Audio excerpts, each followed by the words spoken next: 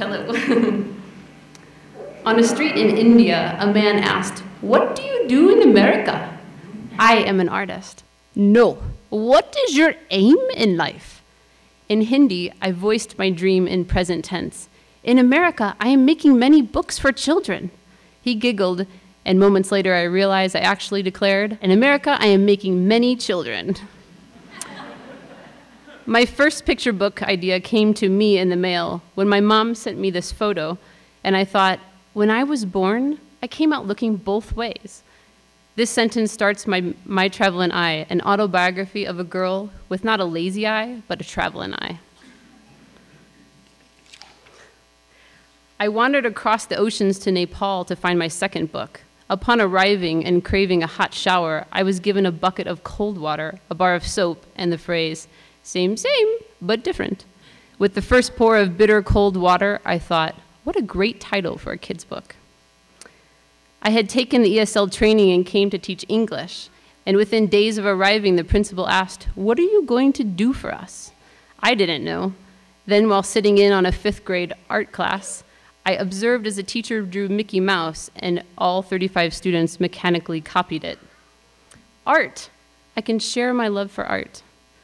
My students and I decided they would create pictures of their world as a way to teach my friends and family back home about their culture.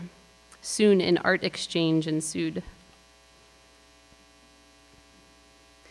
The kids communicated in English as best they could, and in pictures. When they didn't have words, it was inspiring watching my students discover their unique artistic styles.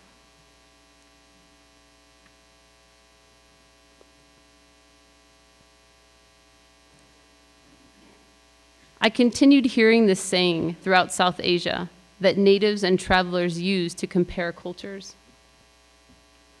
When I returned to Nepal and India in 2006, I explored this picture book idea.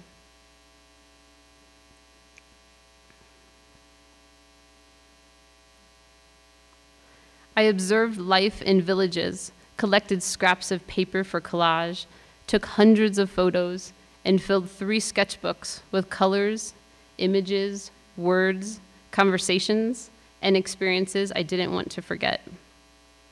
My sketchbooks are my treasures, a deep well of inspiration and research.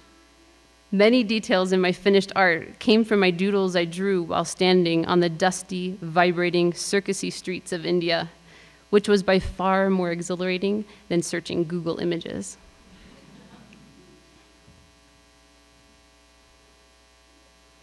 The kids I met at Sunshine School and while traveling were as curious about me as I was about them.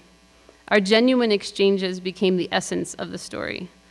Over the next months, I wrote 30-something drafts or attempts at a story about a boy from India and a boy from the US, sharing, comparing, and celebrating their cultures. Stumbling upon this photo I took in India was an aha moment in my writing process. I thought of the art exchange at Sunshine School and of my pen pal as a child. I then made the boys picture pals and simplified the text. Now I could let the pictures tell more of the story. I dove into the storyboarding next. This stage is a teeter-totter of text and image, which allows me to sculpt a story in a very organic way. I made a physical book dummy and read it out loud over and over to little friends so I could really hear it, and with their feedback, clarify parts and improve it. I then sent the dummy to my editor and book guru, Christy Ottaviano, who I originally met while showing my portfolio in New York. She rejected it because of a weak ending and encouraged me to shape a more meaningful and potent one. She always pushes me beyond my creative edge and then lets go, trusting my vision and process. I took this sketchbook everywhere with me.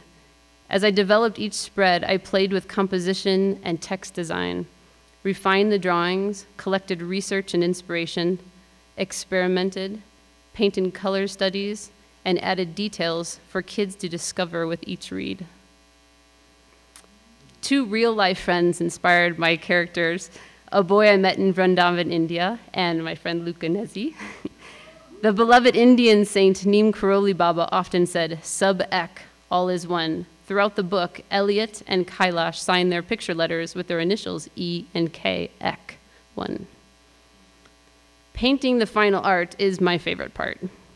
I painted actual size using acrylic paint, pencil, crayon, chalk, collage, henna, tea bags by accident, dirt, rubber stamps, India ink, sticks, sand, paper, collage, and lots of glue stick.